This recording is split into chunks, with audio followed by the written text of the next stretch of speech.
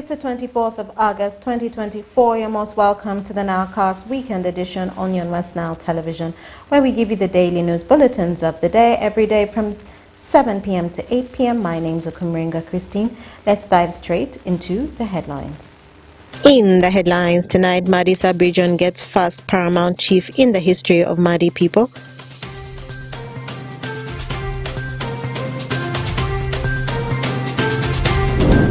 Journalists in Ajumani district receive training on community-based advocacy.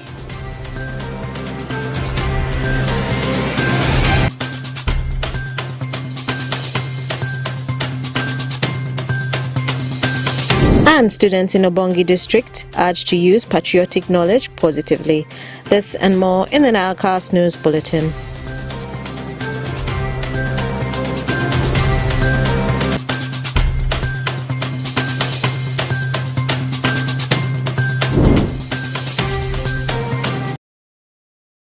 A warm welcome, viewers, to the Nilecast on your West Nile Television. Let's dive straight into the stories that have made headlines today. Excitement rocked the people across Madi Sub-Region after a council of chiefs elected the Paramount Chief for Madi Sub-Region, His Highness Chief Sabaru Simon, the Chief of Pakele, through a secret ballot in front of the Moyo People's Hall in Moyo District. Okumu Dominic reports.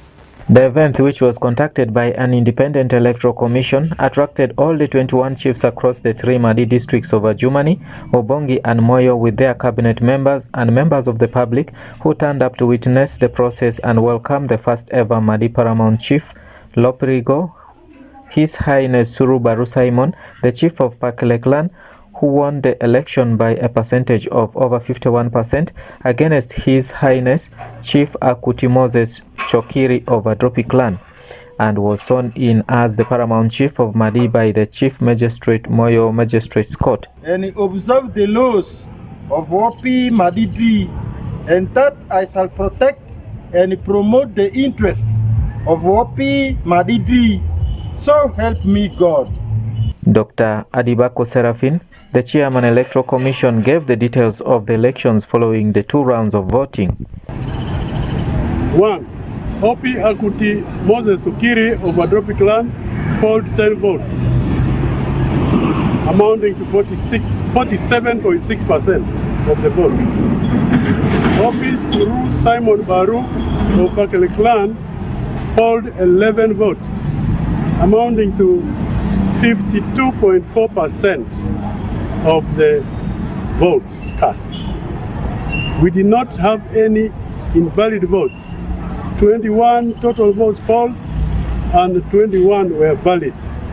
So by virtue of the same authority, it is now my pleasant duty to declare Opi Suru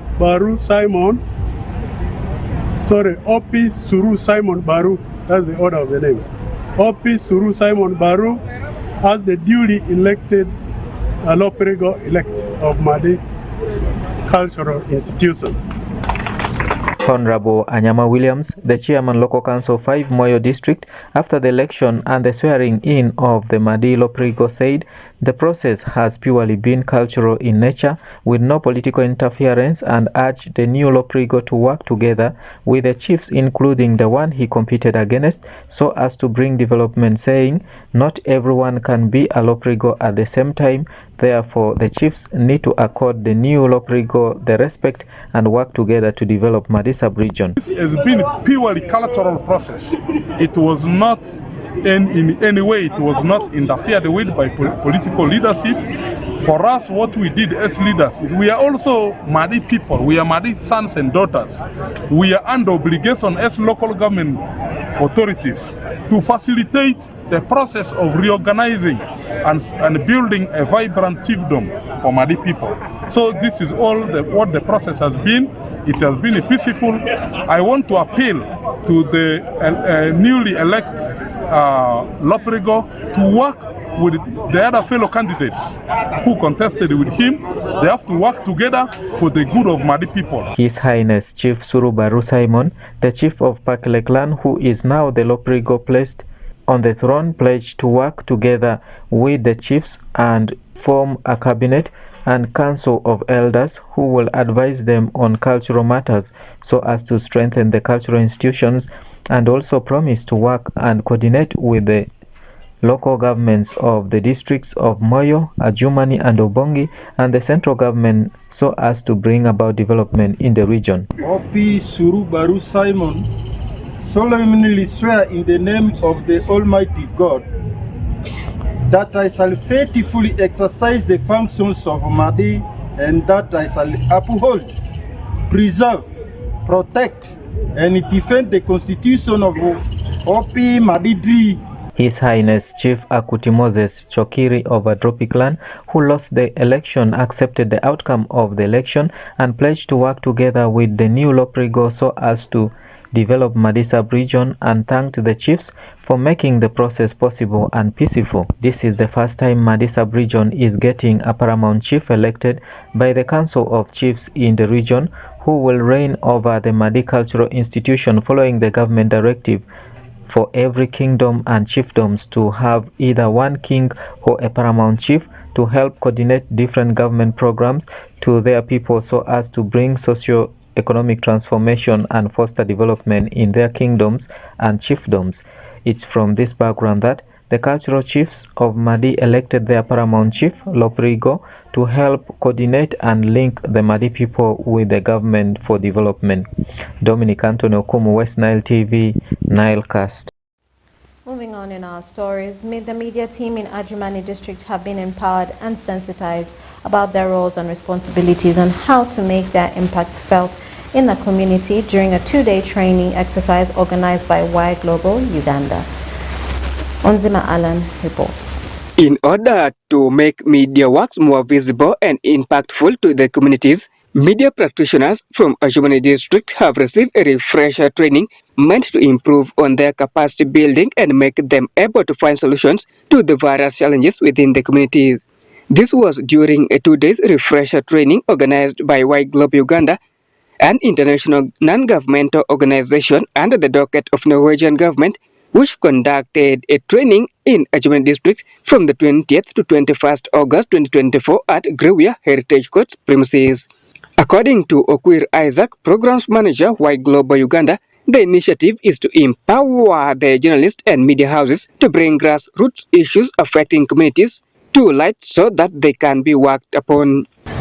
We felt like working with the media houses would allow that connection between the grassroots people and the media houses so that the issues that affect them could be recorded and communicated to different duty bearers. And in this very project, we call it community-based media advocacy, so that the media houses, the individual could collaborate with the grassroots people to amplify voices of the grassroots people to the respective duty bearers so that their issues come to the limelight and is responded to. Kakaku Dennis Otika, a participant and a journalist, applauded the organizers for the knowledge, saying through the knowledge he will be ambassador and an advocate of peace and justice among the refugees and the host communities. I think as a journalist, I'm now a peace advocate, and I'm going to also be a justice activist to preach the word of White Global, especially to see how the refugee communities that we have in the country together with the host community, how they are going to relate in harmony. Munguleni Patricia, a journalist who participated in the refresher training, said it has built on her capacity and appealed to fellow journalists to accept challenges in life and always continue making new discoveries. I feel so excited and pumped with a lot of sense and information about all from the training that we have just received. It has been a lot more of a capacity building, I should say a refresher training, because this was like us having the knowledge and we needed more light on it. So I feel so pumped, very satisfied of what we have learned. I personally also want to extend to all the journalists out there that we never stop learning in a day. We learn every day. So each day we should learn to accept new challenges. Edgar Boria Hiki, a facilitator, peace building, and a journalist, emphasized on the basics of the training, remarking that this was to remind the journalists of their basic roles and responsibilities they are to undertake in order to create tangible and resourceful work so that their impact can be felt by the communities where they live. My biggest reminder to the journalists is that what they have learned today is a skill, is the knowledge that should not be given opportunity to be raised in their heads, but rather put it into practice, use the skills acquired in their daily activities, in their day-to-day journalistic work, and ensure that they follow the benchmarks, ensure that they follow the code of conduct, so that at the end of the day, we see their work being appreciated through the positive impact it is creating. Why Global Uganda will continue supporting journalists through giving them refresher trainings so as to build an impactful journalist, more especially those within Ajumani district and beyond.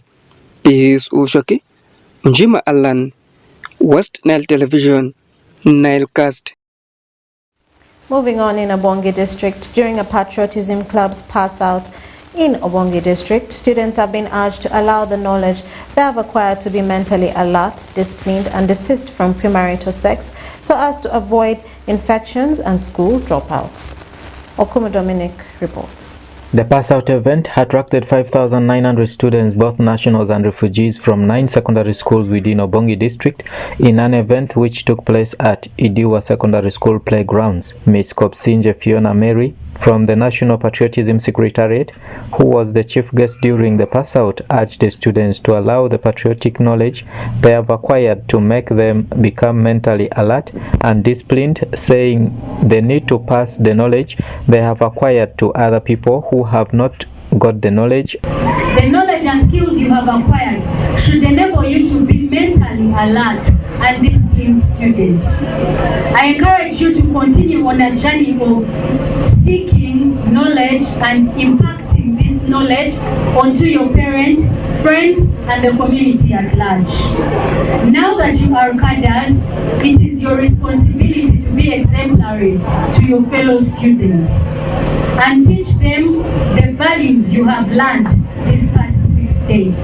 And advise the students to desist from premarital sex. Therefore, the students need to be responsible people so as to guard against such vices. I advise you young people to abstain and say no to premarital sex.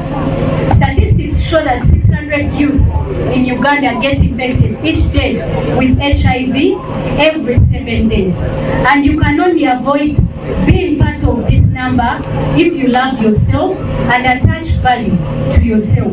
Mr. Mpimbaza Samuel Hasaka, the resident district commissioner of Obongi, said throughout the training they emphasized on socio-economic transformation and urged the students to always engage the community on wealth creation by making good use of the government programs such as the Paris Development Model, among others, to empower themselves and their communities. The other thing we have been talking to them is socio-economic transformation.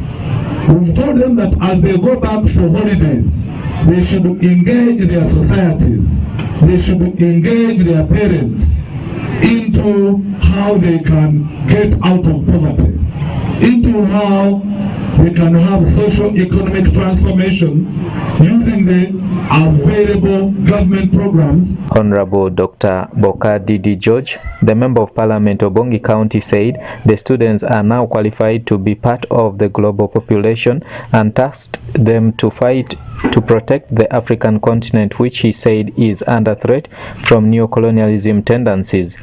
Africa, your dear continent, is under attack by neo-colonial agents.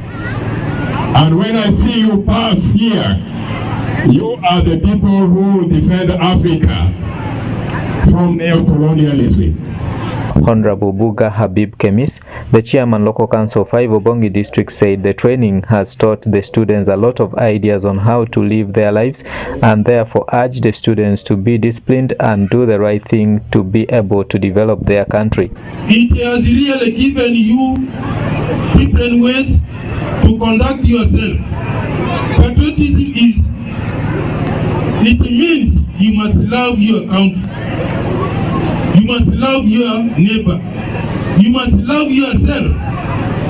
Mr. Oda Anthony, the Assistant Chief Administrative Officer of Obongi, said the students have been prepared through the patriotism training and therefore urge them to put all their energy, skills and everything possible to make the country a better place to live in. Today you have been graduated as true patriots. You are expected to be good ambassadors to this country. You are expected to promote the good of this country. You are expected to put in all your time, all your energy, all your skills, all your resources to make this place a better place to live in. Like Gloria, a student of Idiwa Secondary School who represented the Patriots, said before the training, most of the students didn't know about patriotism, but the training has enlightened them, adding that they have pledged to work together as a team after the training. Some of us have been patriots, yet some of us also didn't know anything about that. But today, I stand very firm that all these patriots before you are real and sincere patriots to Uganda today. The patriotism training organized by the Patriotic Task Force of the district managed to train 5,900 students across Obongi district, which is the first time the district managed to attain such a number of students being trained within the district, of which 5,399 are refugee students, while 501 are the nationals within the district. The training lasted for 5 days before the pass out. The task force now intends to hold the training on an annual basis so as to impact the patriotism knowledge to the young generation. Dominic Anthony Okumu, West Nile TV, Nilecast.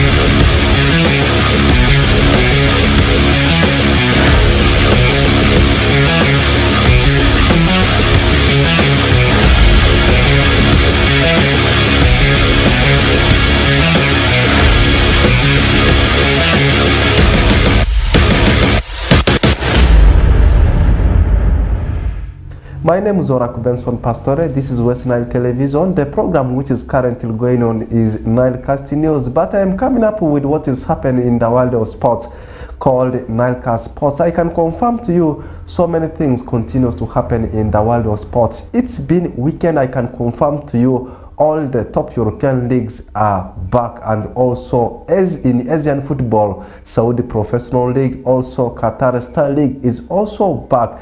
But let's go systematical. I can also confirm to you the both Ugandan teams, that's both Airtel Sitara and Sports Club Villa. I can confirm to you they have been knocked out of that's a continental football. I am talking about CAF Champions League and also CAF Confederations Cup. Let's start it within the region of West Nile. I can confirm to you on Sadino, former winger of Onduparaka Football Club. I am talking about Agao Rashid. This morning lost his life. He previously played for other teams like Sports Club Villa. He also featured for Paida Black Angels, and this morning the player passed away. May his soul rest in eternal peace. Away from that story, let's still talk about some of the breaking stories within Ugandan football. Like I said earlier on when I was giving the highlights of the discussion, I can confirm to you both Ugandan football clubs, Airtel Sitara and also Sports Club Villa, they have been shown exit door as far as continental football is concerned. Just at the door, just at the preliminary round, I'm talking about Sports Club Villa and Airtel Sitara. For Airtel Sitara, they were actually knocked out by a team from Libya called Al Hilal, where Muhammad Sabani Jagason is playing after 3-2 defeat into the hands of the Libyan side in the reverse fixture. The first leg also ended with the same scoreline, which was 3-2, and also yesterday ending 3-2. That means in the aggregate they have lost the encounter 6-4 into the hands of Libyan side Al Hilal. They will now have to pack everything, come back, focus in Stanbic Uganda Cup and also StarTimes Uganda Premier League. Meanwhile, on the other side, the biggest football tournament in Africa called the CAF Champions League, also Zogo Sports Club Villa also been shown exit door by Ethiopian side called CBE. In the first league, they were beaten by 2-1, and also yesterday they had to play out a 1-1 tie. That means Ugandan clubs, they will still have to do a lot if they want to raise the flag of the country as far as continental football is concerned. Let's leave that one there and let's talk about the famous league in the world, that is English Premier League. English Premier League is also back, and in the afternoon hours we had a game between Manchester United and Brighton and Hove Albion, and Brighton and Hove Albion spoiled the party for the Red Devils towards the closing edges of the game as they lost the game by 2-1. I mean, Manchester United, they have been beaten by Brighton and Hove Albion by 2-1. I can confirm to you, games that started at 5 p.m. East African time, they have also come to an end. But just some few minutes away, we are entering into the game between Arsenal and Aston Villa, and this game will be at Villa Park. But I need to give you the results of the games that were played at 5 p.m. East African time. Like I said earlier on, the kickoff of that day was between Brighton and Man U, where Man U was beaten by 2-1. This game was at Amex Stadium. Then we saw West Ham beating Crystal Palace by 2-0 at Selhurst Park. That was a London derby. Meanwhile, Fulham went on to edge Leicester by 2-1, and we saw Man City running riot over Ipswich Town, but they had a consolation goal. That's Ipswich Town. The game ended by 4-1, and Southampton losing their second game in a row, and they were beaten by Nottingham Forest by 1-0. And the biggest win has been registered by Spurs over the team of Toffees, demolishing them by 4-1. Like I said earlier on, very soon the game between Arsenal and Aston Villa is commencing, and the English Premier League is bouncing back tomorrow with the 3 games on the card, whereby Bournemouth will be taking on Newcastle. This game will be at 4 p.m. and at the same time Chelsea will be visiting Molineux Stadium to take on Wolves. And the last game to be played tomorrow, and also the last game to be played in match day 2 of the new season of English Premier League, shall witness the encounter between Liverpool and Brentford, and this game will be at Anfield. Why not to talk about that Spanish Primera Division and also games we are played? Celta Vigo yesterday beat Valencia by 2-1. Sevilla lost at home into the hands of Villarreal by 2-1. Meanwhile, games are also bouncing back with Barcelona set to entertain Athletic Bilbao. Still, Espanyol will be entertaining Real Sociedad. The last game to be played in Spanish Primera Division tonight will be the game between Getafe and the team of Rayo Vallecano. Meanwhile, tomorrow, Real Madrid will be entertaining Real Valladolid. Meanwhile, Leganes will be having a date with Las Palmas. For Deportivo Alaves, they will be entertaining Real Betis. And the last game to be played tomorrow in Spanish Premier Division, we'll see a game between Atletico Madrid, whereby they will be hosting Girona at Wanda Metropolitan. And also in German Bundesliga, luck still continues to be on the side of the defending champions Bayer Leverkusen. They have picked it from where they left it last season. Yesterday they had a dramatic win over the team of Borussia Mönchengladbach. They needed last-minute goal from Julian Wirtz to see that they edged out Mönchengladbach by 3-2.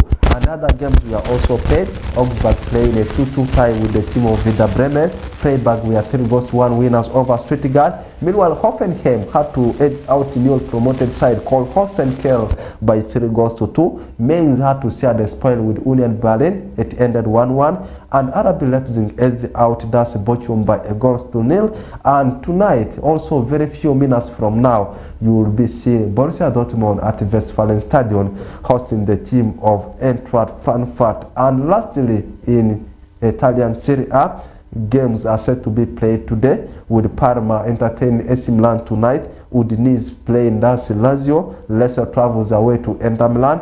Monza will be entertaining Genoa. Meanwhile, tomorrow, Fiorentina will be having a date with the team of Venezia. Venezia, they have bounced back to the top tier of Italian football. Atalanta travels away to Torino. Napoli will be locking horns with the Bologna.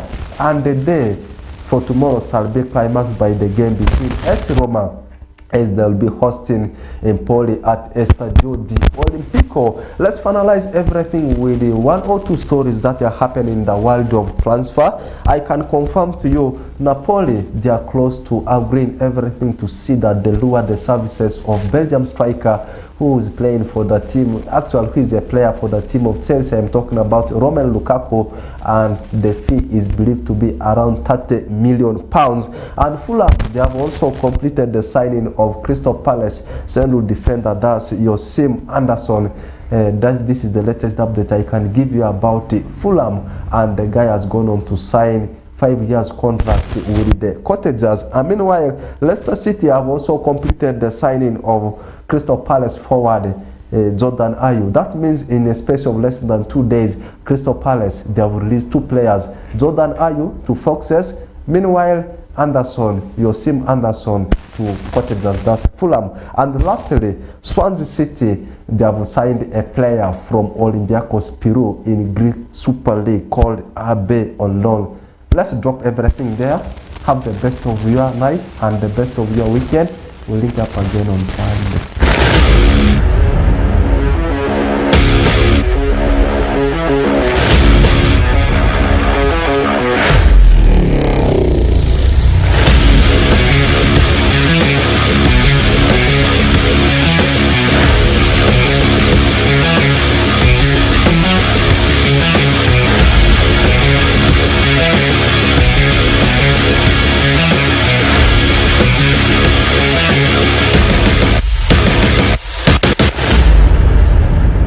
Thank you, Rako Benson Pastore, for that sports news and that sports highlight. Viewers, that marks the end of the Nilecast today on Yon West Nile Television. Thank you always for being with us from the beginning of the Nilecast to the end of the Nilecast on Yon West Nile Television. Please stay tuned to the rest of the subsequent programs that will follow.